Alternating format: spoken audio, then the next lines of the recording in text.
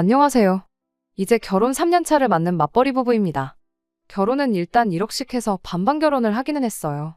하지만 저는 오롯이 제가 모은 돈을 가지고 왔고, 남편은 모아놓은 돈이 따로 없었다 보니 시댁에서 그 돈 전부를 해줬기에 엄밀히 따지자면 반반 결혼을 했다고 보기에 약간 애매한 부분도 있습니다. 여태까지는 이 사실이 저희 결혼 생활에 있어서 제 발목을 잡게 만드는 일이 될 거라고는 생각도 못했어요. 남편이 돈을 모아놓지 못한 이유는 취직이 다른 사람들에 비해 늦은 편이기에 그렇습니다. 그리고 제가 사회생활을 남들보다 조금 빨리 시작했다는 이유도 한몫하겠고요. 영화 보는 것 말고는 딱히 취미라고 부를 만한 것도 없던 저였다 보니 돈 모으는 것도 딱히 없었어요. 남편이 취직을 늦게 한 데에도 이유가 있습니다. 처음 연애를 시작했을 때만 해도 저희 둘 다 직장인이었어요. 연애 시작하고 1년 뒤에 남편이 제대로 사람 대우해주는 그런 회사에서 일을 하고 싶다며 다니고 있던 회사를 그만두게 되면서 공백기가 생기게 되었거든요. 남편이 다니고 있던 첫 직장이 문제가 아주 많은 회사였어요. 직원 수도 40명이 넘는 규모가 조금 있는 회사였는데도 불구하고 정말 제대로 된 사람 대접을 해주는 곳이 아니었거든요. 남편이 정식으로 이력서를 내서 취직을 한 건 아니었어요. 원래는 대학교 졸업반 시절에 단기로 아르바이트해서 취직하는 동안 생활비 좀 마련해보겠다고 들어간 회사였는데 어떻게 기회가 되어서 졸업하고도 계속 출근하게 되었던 거죠. 남편 말로는 같이 일하는 직원들하고 합이 잘 맞고 일도 성향에 맞는 데다가 어느 정도 미래도 보이는 곳이라고 생각했었대요. 거기에 사장까지 나서서 이런 식으로는 원래 채용을 잘 안 한다면서 이렇게 열심히 일하는 인재를 놓치면 회사 손해라고 취직하지 말고 여기서 그냥 일을 하라고 설득까지 해왔다는 겁니다. 그렇게 3년간 거기서 직장 생활을 하고 있었고 그때 저랑 연애도 시작했던 겁니다. 시간이 지나면서 남편도 짬이 좀 생겼으니 신입 직원이 들어오면서 사수 역할을 하게 되었대요. 처음 남편 밑으로 생긴 부하 직원이다 보니 인생 이야기도 해주고 술도 사주면서 가깝게 지냈다고 합니다. 그러다 같이 술 한잔하면서 회사 이야기가 나왔는데 그때 충격적인 사실을 알게 되었던 거죠. 실은 남편이 정말 말도 안 되는 박봉으로 일을 하고 있었다는 사실을 말이에요. 아르바이트한 기간까지 포함하면 3년을 훨씬 넘긴 경력직이었음에도 불구하고 이제 막 들어온 신입 직원이 받는 월급보다도 못한 돈을 받고 일을 하고 있었다는 사실을 알게 되었던 겁니다. 남편이 처음 시작을 아르바이트생으로 했다 보니 그때 당시에 거의 최저시급을 받고 일을 하고 있었는데 사장이 아르바이트생인데도 불구하고 직원만큼 일을 하는 남편을 아주 호구로 봤던 거였죠. 아르바이트 할 때도 저렇게 일을 열심히 하는데 뭐하러 돈을 더 주냐 뭐 그런 생각이었나 보죠. 남편이 아르바이트에서 직원이 되면서 월급을 많이 올려주긴 했는데 많이 올려줬다고 해도 회사에서 뽑는 신입 직원이 받는 돈보다 훨씬 못한 돈을 주기로 했던 거예요. 남편 잘못이 아예 없는 건 아니죠. 남편도 좀 더 알아보고 그랬어야 했는데 그때야 아무 경험 없는 사회초년생 시절이고 주변에서도 그런 내용에 대해 알려주는 사람 하나 없었다 보니 학교 끝나고 와서 일하면서 매달 6, 70만 원 받던 월급이 220만 원이 돼버리니 남편은 엄청 많이 올려줬던 걸로 생각했던 겁니다. 해마다 연봉도 5%씩 올려줬다는데 원래 받는 돈이 적은데 올라봐야 얼마나 오른 거겠어요. 아무것도 모르고 3년 동안 뼈 빠지게 일했는데 배신감에 아주 치가 떨렸다고 하네요. 그런데도 아쉬운 소리, 싫은 소리 하나 못하는 남편 성격 때문에 그 사실을 알고도 계속 출근을 했었던 거예요. 남편한테 이 사실을 알려준 신입 직원은 남편 월급 이야기를 듣고 뭐 이딴 회사가 다 있냐며 그날로 바로 그만뒀다고 하는데 남편한테는 그런 결단을 내릴 과감함마저 없었던 거였습니다. 그런 남편이 회사를 그만두게 된 건 순전히 저 때문이었어요. 남편이 한 번은 술에 엄청 취해서 속상하다며 저한테 전화를 해왔고 회사에서 박봉으로 아주 뽕을 뽑히고 있었다는 사실을 그때 처음 저에게 말해줬어요. 저도 이야기 듣기만 해도 피가 거꾸로 솟는 기분이었는데 당사자인 남편은 오죽했겠나요. 당장 안 그만두고 뭐하고 있는 거냐고 그때 제가 남편한테 회사에 당장 사표 집어던지고 사무실도 뒤집어놓고 오라고 조언을 해줬죠. 남편은 처음에는 조금 꺼려했어요. 당장 벌이가 사라지는 거나 마찬가지였으니 앞으로 뭐 해먹고 살지 고민을 하더라고요. 아직 30도 안 됐는데 벌써부터 그런 걱정을 하냐고 새 직장 찾을 때까지 백수라고 해서 내가 헤어지자고 안 할 테니 당장 내일 회사부터 그만두라고 한마디 했어요. 제 말에 힘을 얻은 남편은 바로 다음날 회사에 사표를 내던지고 왔죠. 그제서야 거기 사장도 월급을 올려줄 테니 그냥 회사에 남아달라고 남편을 붙잡았다네요. 그동안 헐값에 부려먹은 돈을 다 쳐줘도 모자랄 판에 그 상황에서도 돈을 좀 아껴보겠다고 그 신입 직원이 받는 월급보다 5만 원을 더 주겠다고 나왔대요. 그제서야 남편도 자기가 호구당하고 있던 사실을 깨닫게 되었고 그 길로 뒤도 안 돌아보고 회사를 빠져나왔답니다. 원래는 후임 자리 생길 때까지 인수인계를 위해 다닐 생각이었는데 더는 못 참겠다면서 말이죠. 그때 남편이 조금 답답한 구석이 있다는 걸 알았어요. 사표 집어던지는 와중에도 회사에 인원이 비는 걸 걱정해서 몇 달 더 다닐 생각을 했다는 게 말이죠. 아무튼 결과적으로는 바로 때려쳤기 때문에 그걸 가지고 뭐라고 하지는 않았습니다. 남편이 새로 직장을 구한 건 그 회사를 그만두고 1년 반이 더 지나서였습니다. 그래도 새로 들어간 직장에서 경력 인정도 받고 해서 곧바로 대리직함 달고 출근할 수 있었어요. 남편이 심약하긴 하지만 실력이 없는 사람은 아니었거든요. 남편은 남편 나름대로 자기가 돈 한 푼 못 벌어오는 와중에 떠나지 않고 곁을 지키던 제가 자기를 뒷바라지 해줬던 거라고 생각을 했었나 봐요. 그리고 어쨌든 제 덕분에 악독한 회사에 한 방 먹여주고 나온 꼴이 되었으니 저랑 결혼해서 제 말만 듣고 살면 손해보는 일은 없겠구나 하는 생각도 들었다더라고요. 새 직장에 들어가고 나서 얼마 지나지 않아서 저한테는 평생 갚아도 모자랄 신세를 졌다며 자기랑 결혼해주면 그 은혜를 평생에 걸쳐서 갚아주겠다고 저에게 청혼을 해왔죠. 그리고 그렇게 저는 남편과 결혼을 하게 되었습니다. 연애하는 동안은 아무 문제가 없었거든요. 아쉬운 소리 못하고 조금 답답하고 못 믿어온 구석이 있다는 건 알고 있었지만 바꿔 말하면 웬만한 거 다 저한테 맞춰주는 착한 사람이었으니 적어도 결혼하면 어이없는 걸로 싸울 일은 없겠구나 싶었어요. 남편이 모아놓은 돈은 없었을지언정 시댁에서 똑같이 1억을 해주겠다고 했으니 결혼자금 문제도 딱히 따지고 들 게 없었죠.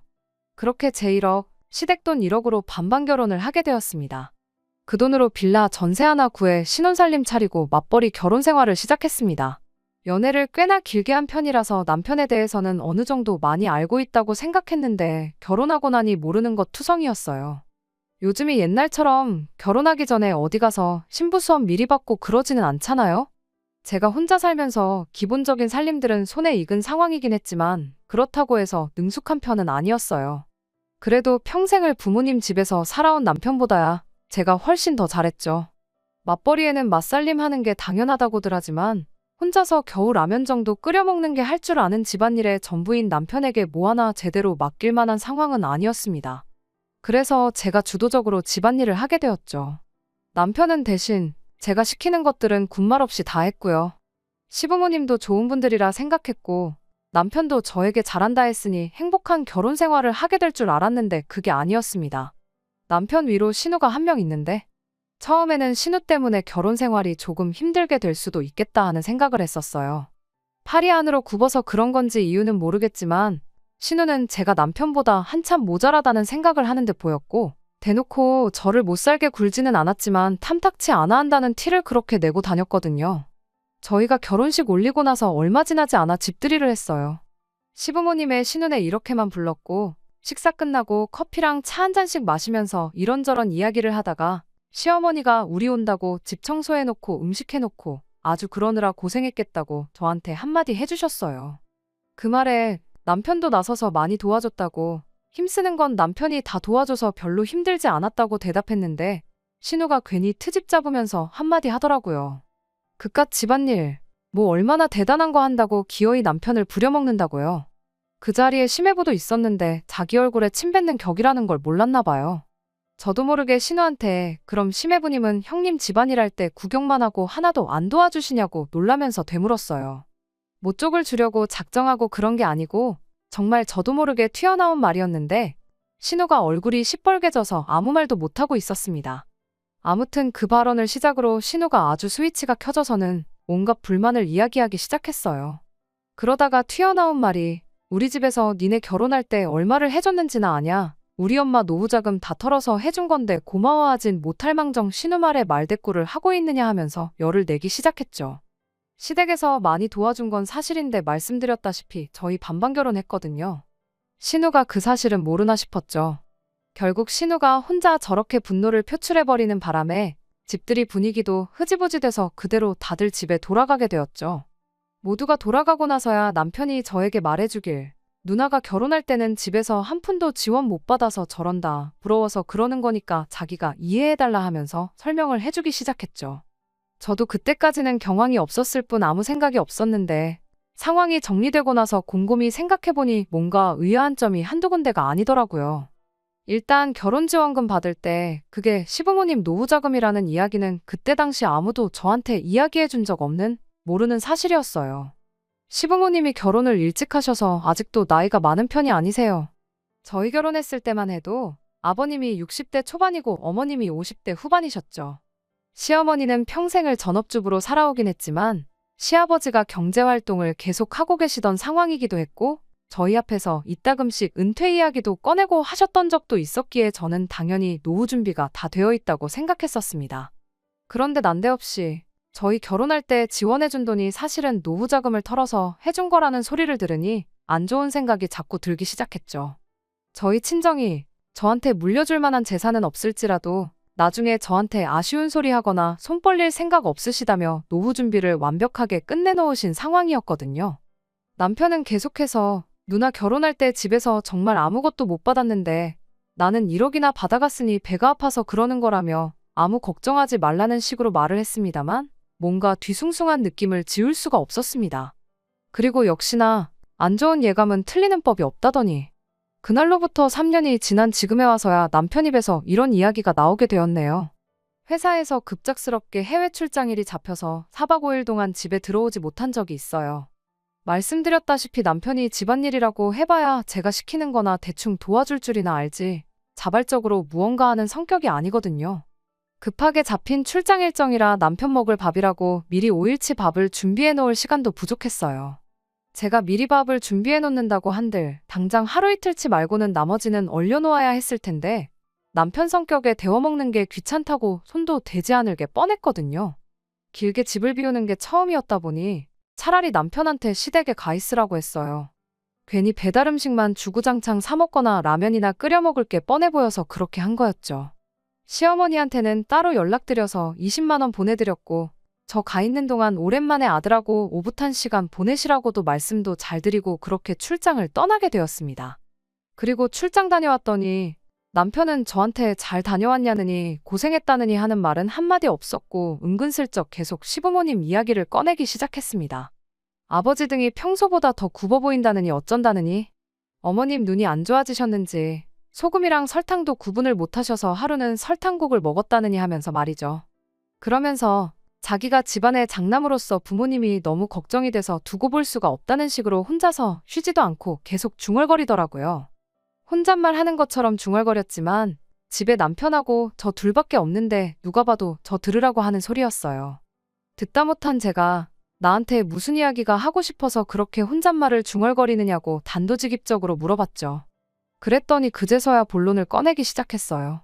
안 그래도 자기가 시댁에서 며칠 지내기로 했다고 하루는 누나랑 매형도 같이 와서 저녁 식사를 했답니다. 그리고 그때 신우가 이제 부모님도 연세가 연세인데 언제부터 모시는 게 좋을런지 그런 이야기를 꺼냈다고 하더라고요. 시아버지가 은퇴를 앞두고 계시긴 했지만 두 분 다 아직 정정하셨거든요. 물론 노후 준비가 완벽하게 되어 있다면야 그때 은퇴해서 편하게 노후 즐기는 것만큼 좋은 게 또 없겠다만 그건 상황에 따라 다른 거잖아요. 심지어 저희 친정부모님도 노후 준비 완벽하게 끝내놓은 상황이었지만 아직도 사람 일 어떻게 될지 모른다며 두 분 다 아직도 경제활동을 하고 계세요. 평생 사무실에서 펜만 굴리시던 친정아버지도 정년퇴직 후에 놀고만 있을 수 없다며 아는 분 가게 나가서 청소도 도와주고 굳은 일 마다하지 않고 그러면서 생활비를 벌고 계시거든요. 예전이야 환갑이었지. 요즘 100세 시대라는데 아직 두 분 다 정정하시고 일할 거리 찾는다면 얼마든지 찾을 수 있을 텐데 왜 벌써부터 합가 이야기를 꺼내느냐고 남편한테 대놓고 물어봤어요. 그랬더니 남편이 저보고 왜 이렇게 공감 능력이 떨어지냐며 혼자 열을 내더라고요. 아직 합가하자고 말을 꺼낸 것도 아닌데 뭐 그렇게 예민하게 구냐며 눈치를 주기 시작했습니다. 그러면서 저한테 한다는 소리가 시부모님이 우리 집에서 같이 살게 되면 그만큼 이득 보는 게 많은 거 모르냐고 따지더라고요. 이득은 무슨 이득이냐고 했더니 어머님이 같이 살게 되면 나중에 우리 아이 태어나면 애도 대신 봐주실 거 아니겠냐고 그것만 해도 제 월급에 애 봐주는 사람 구하는 것까지 생각하면 달에 500만 원은 이득을 보는 거랍니다. 그것뿐이겠냐며 어머님이 살림도 대신 다 해주실 거 아니겠냐며 그것도 한번 계산을 해보라는 거예요. 하루에 하는 집안일을 2시간씩만 잡아도 우리 시급으로 계산하면 그것도 달에 200만 원은 좋게 될 거라면서 말이죠. 그리고 어차피 내가 집안의 유일한 아들이니 나중에 가면 부모님 모시고 살게 될 게 당연한 건데 당장 내일부터 모시나 나중에 가서 모시나 달라질 게 뭐가 있냐고 하더군요. 마치 저한테 선택권이라고는 없다는 듯이 딱 잘라서 말을 하더라고요. 평소에 언변이 그렇게 좋은 사람이 아닌데 입에 모터가 달린 것 마냥 따다다 쏘아대는 걸 보니 누가 보면 미리 연습이라도 한 줄 알겠다 싶더라고요. 그래서 남편한테 나는 시부모님 모시고 살 생각은 추호도 없다 말하고 남편이 주장하는 합가를 해야 하는 이유에 대해서 하나씩 조목조목 반박해줬습니다. 당신 말 맞다나 시어머니가 살림해주고 나중에 아이 태어나고 애 봐주시고 그러는 거 생각해보면 분명히 도움이 되는 건 맞는 말이다만 앞뒤가 맞지 않는 거 아니냐고요. 시부모님 모시고 살고 싶다는 이유가 여태껏 고생하신 부모님 이제 좀 편하게 해드리고 싶어서 그런 거 아니냐고요. 그런데 집안일 전체를 어머님한테 떠맡기는 것도 모자라 황혼육아까지 시키려는 거냐고요. 굳이 모시고 살지 않아도 어머님은 어머님대로 지금 시댁에서 집안일 혼자서 하고 계시는 거 아니냐고. 그런데 육아까지 떠넘겨버리면 어머님은 오히려 2배로 더 힘들어지는 거 아니냐고 물었죠. 역시나 남편은 그 부분은 생각을 못한 건지 쩔쩔매면서 횡설수설 하더라고요. 그러면 퇴근하고 와서 우리가 하면 되는 거 아니냐는 어이없는 대답을 하더라고요. 그럼 애초에 당신이 주장하는 시부모님 모시고 살았을 때 우리한테 이로운 경제적 이득이 하나도 없는 거 아니냐고 되물었죠. 어떻게 대답해야 할지 몰라 얼굴이 시뻘개져서 있는 남편한테 그리고 아들이라서 부모님 모시고 사는 게 당연하다고 했는데 그거야 당신한테나 당연한 거지. 나한테는 당연한 게 아니지 않냐. 결혼 전부터 서로 합의가 된 것도 아니고 이제 와서 왜 갑자기 부모님을 모시자는 건지 도무지 이해할 수가 없다고 했어요. 제 말에 남편은 아무 대답도 못하다가 부모님이 노후 자금이 없는데 그럼 두 분은 어떡하라는 거냐 따지고 들더라고요. 그제서야 왜 합가 이야기를 난데없이 꺼냈는지 이유를 알게 되었죠. 그런 이유 때문에 시부모님을 모시고 살아야 되는 거라면 나는 더더욱이 그렇게 하지 않겠다고 대답했습니다. 할 말이 없어진 남편은 화를 내면서 그럼 나랑 결혼은 왜 했냐고 성질을 부리네요. 언제부터 이렇게 자기 주장 내세우며 고집 부리는 사람이었는지 연애 3년에 결혼 3년 가장 가까이서 지켜봐왔던 그 사람이 맞나 싶어요. 제 말만 들으면 앞으로 손해보고 살 일은 없겠다며 결혼하자고 해놓고서는 왜 가만히 있는 저를 시부모님 노후 따위는 신경도 안 쓰는 그런 나쁜 며느리를 만드는지 싶네요. 정말이지 결혼지원금 한번 잘못 받았다가 졸지에 팔자에도 없던 시집살이를 하게 생겨서 정말 답답합니다. 어떻게 딱 잘라 말해야 남편도 고집 그만 부리고 포기할런지 뭐 좋은 방법이 없을까요? 정말이지 여러 가지 생각에 잠기게 만드는 하루입니다. 후기입니다. 좀 더 빨리 후기를 보내드리고 싶었는데 경황이 없어서 이렇게 모든 일 마무리 짓고 나서야 이렇게 후기를 보내드리게 되었습니다. 결론부터 말씀드리자면 남편과는 이혼하고 각자 갈 길 가기로 했어요. 아들이면 부모님 모시는 거 당연한 거라 했으니 아마 남편은 소원대로 시부모님 모시고 살게 되겠죠. 사실 그건 궁금하지도 않아요. 남편하고는 그날부터 냉전 상태에 돌입했는데 아침이면 아침마다 퇴근하면 퇴근한 대로 저한테 생각 좀 해봤냐며 계속해서 시부모님을 모시고 살 것을 강요해왔습니다. 그런데 알고 보니 이 모든 일에 배우의 신우가 개입하고 있었다는 사실을 알게 되었어요. 하기야 싫은 소리도 한마디 제대로 못하던 사람이 자기 고집 부리고 저러는 데는 다 이유가 있을 거라고 생각했어요. 저는 당연히 합가 대상인 시부모님이 뒷배라고 생각했고 부모님 뜻에 거역할 수 없으니 남편이 저렇게 강하게 나오는 거라 생각했는데 알고 보니 시부모님이 아니고 신우가 문제였네요. 몇 번이고 합가를 물어오는 남편 말에 언젠가부터 저는 싫다는 대답도 안 하고 그냥 무시로 일관하고 있었습니다. 남편도 더 이상 자기 능력으로는 제 마음을 돌려낼 수 없다고 생각했는지 하루는 퇴근길에 신우를 데리고 저희 집으로 찾아왔어요.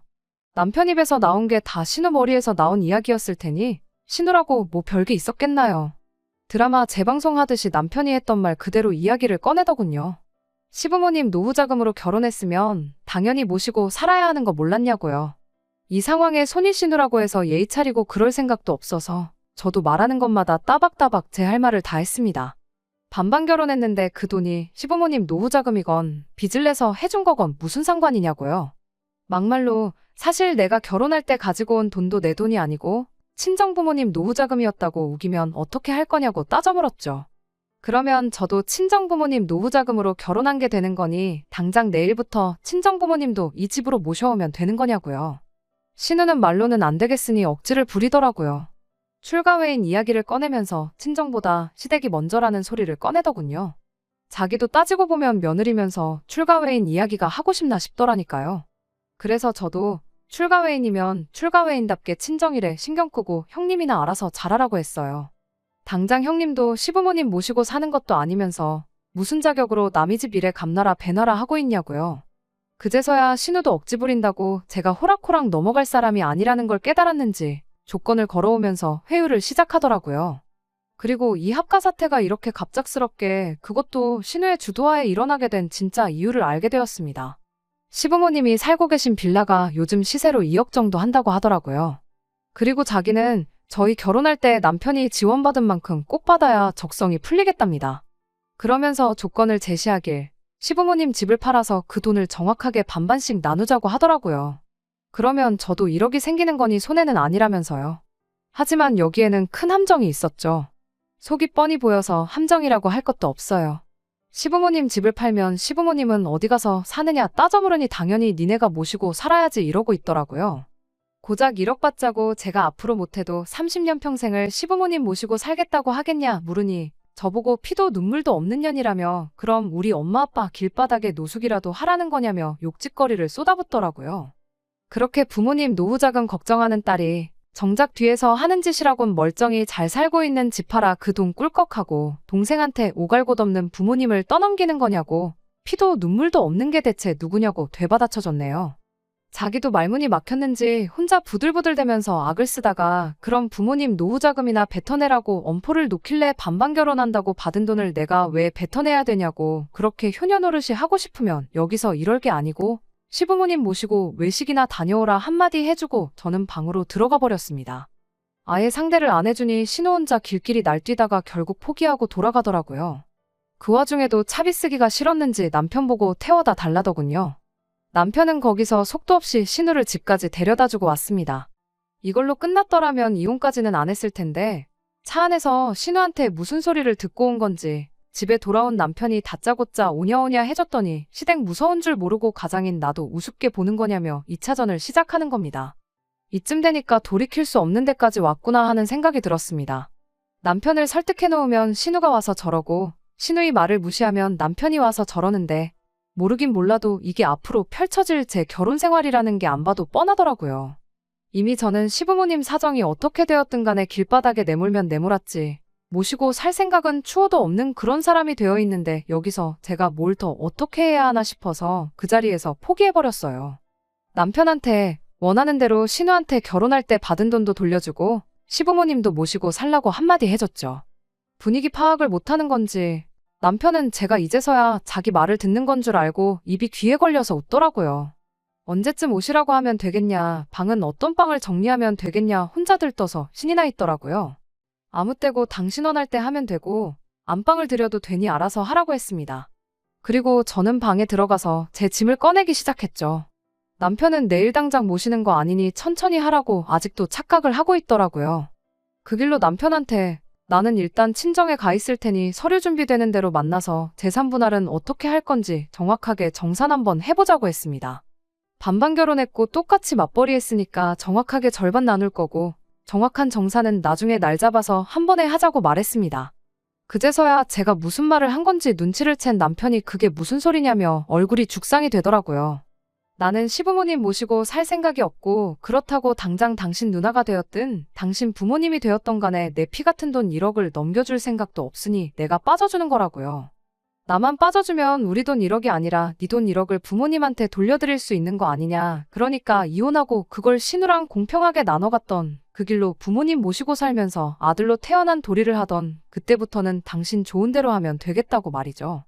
남편이 아연실색을 하면서 이혼 말고 다른 방법이 있을 거라며 그제서야 같이 머리를 맞대고 좋은 방법이 있는지 한번 고민 좀 해보자고 하는 겁니다.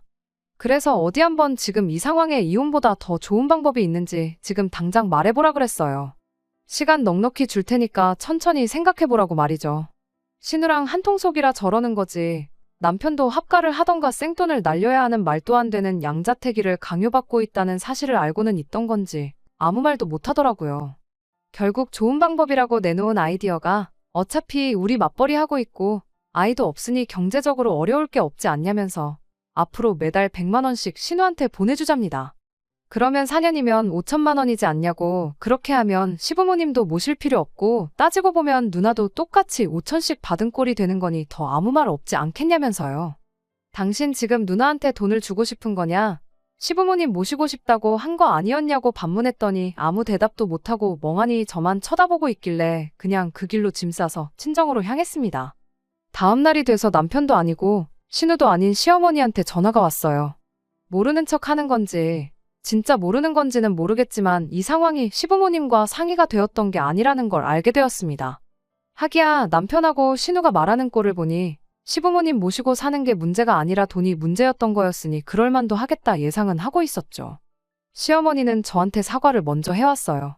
그리고 두 번 다시 신우가 저희 앞에서 합가나 돈 이야기 꺼내지 못하게 단도리를 하겠다고 하셨죠. 원래부터 남편이 지 누나 말에는 꼼짝을 못했었다는 이야기를 해주시더라고요. 그제서야 어디 가서 싫은 소리 못하고 결정도 잘 못 내리는 남편 성격이 신우 때문에 그렇게 되었다는 걸 알았네요. 저는 조금만 더 생각을 해봐야겠다 대답했고 전화를 끊었습니다. 단순한 부부싸움이었다면 시어머니 때문에라도 그냥 넘어갔겠지만 남편에 대한 신뢰가 바닥인 상황에서 남편이 신우한테 원래부터 꼼짝도 못한다는 사실을 알게 되었으니 더더욱이 이혼에 확신이 생기기 시작했어요. 그날로부터 이틀이 지나서 저는 이혼을 해야겠다고 결심을 했습니다. 더 길게 끌어봤자 결과는 똑같겠다 싶어서 그 길로 바로 서류 작성하고 집에 가서 남편한테 이혼하자고 했어요. 이혼 서류 건네주면서도 남편이 울고불고 매달리면 어떻게 해야 하나, 마음이 약해지진 않을까 그런 걱정을 했는데 남편이 제 마음 돌려보겠다고 또 제가 몰랐던 이 모든 사건의 전말을 말해줬습니다. 신우가 결혼하자마자도 아니고 3년 만에 이렇게 나온 이유가 따로 있었더라고요. 신우가 남편 몰래 빚내서 주식을 시작했다가 원금 대부분 날려먹고 급하게 돈이 필요한 상황이었다고. 그런데 그냥 그 돈을 해주자니 거절당할 것 같아서 일을 이렇게 크게 만들었던 거라네요. 그거 걸리면 누나가 이혼당할 것 같다고 울고불고 부탁을 해오는데 자기도 안 되는 거 알지만 누나 도와주고 싶어서 그랬던 거랍니다.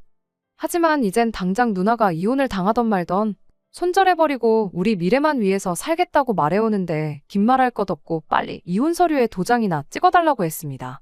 질질 끌면 나도 소송으로 갈 수밖에 없으니 마무리라도 깔끔하게 하자고요. 이혼을 하는 과정에 있어서 시부모님은 당신들이 돈이 없어서 그런 거라며 계속 저한테 미안하다고 사과를 해왔지만 정작 이 사건의 원흉인 신우는 저한테 전화는커녕 문자도 한 통 보내지 않았어요. 남편과 이혼 서류 제출하고 나오는데도 숙려기간 동안 잘 좀 생각해달라는데 그런 거 생각할 겨를도 없이 속이 너무 후련하더군요. 결혼하면 제 말만 듣고 살아도 손해보는 게 없겠다더니 결국 누나 말 듣다가 자기 인생이 저렇게 망가졌는데 남편도 제정신이면 재산 분할한 돈으로 신우 빚 갚아주고 그러진 않겠죠. 이제 이혼해서 각자의 길을 가기로 했으니 아무쪼록 정신 차리고 살았으면 싶은 따름입니다. 다 끝난 줄 알았는데 이렇게 또 후기를 남기는 날이 올 줄은 몰랐네요. 이혼한 마당에 남편이며 그 식구들과 두 번 다시 얽힐 일은 없을 줄 알았는데 신우가 몸소 전화까지 해줘서 근황을 알려준 덕분에 이렇게 마지막 후기를 남깁니다. 다짜고짜 신우한테 전화가 와서는 너 때문에 내 인생 망했다며 욕짓거리를 하더라고요. 남편하고 이혼하면서 남편은 물론이고 시부모님까지 신우와 등을 돌렸나 봐요. 일단 노후자금이라고 했으니 남편이 재산분할 받은 돈 중 결혼자금으로 받아온 돈을 신우가 아니라 시부모님한테 돌려드렸답니다. 시부모님은 신우가 자기 주식빚 때문에 두 분 모르게 집까지 팔아가며 억지로 저희를 합가시키려 했고 결국 그 때문에 아들 부부가 이혼하게 되었다는 사실을 알고 있으니 제 생각이지만 그게 너무 괘씸했었나 봐요. 시부모님이 신우한테 노후자금 걱정해주더니 왜 이제 와서 주식빚을 갚아달라고 하느냐며 거절을 했다고 하더라고요. 결국 신우는 더 이상 혼자 힘으로는 이자도 메꿀 수 없는 상황이 돼버려서 결국 거액의 빚을 지게 된 걸 남편한테 들키게 되었고 지금 그것 때문에 이혼당한 애 만회하는 상황이라며 저한테 화풀이를 하려고 전화를 했던 거예요. 그래서 저도 한마디 해줬어요. 피차나도 너 때문에 이혼녀 타이틀을 달게 되었는데 네가 이혼당한다고 하면 내가 뭐 미안해라도 할 줄 알고 전화한 거냐고요. 인과응보라는 말이 괜히 있는 게 아니라고 지은 죄를 돌려받는 거니 억울해 말고 이참에 여태껏 잘못 살아온 네 인생이나 한번 돌아보라고 한마디 해줬네요. 전화기 너머로 소리를 빽빽 지르던 신우를 뒤로 하고 전화 끊어버리고 번호도 차단해버렸습니다. 이젠 두 번 다시 그 집구석하고 얽힐 일은 없을 거예요. 적어도 이혼의 원흉이나 마찬가지였던 신우 인생의 말로가 저렇게 처참하게 되었다는 거나 위안 삼으려고요. 댓글로 응원해주신 분들께 모두 감사드리며 저는 이번에는 진짜로 작별 인사를 드려야겠습니다. 끝까지 들어주셔서 감사합니다. 오늘의 사연은 여기까지입니다. 구독과 좋아요, 알람 설정 부탁드리고 더 좋은 사연으로 다시 찾아뵙겠습니다. 감사합니다.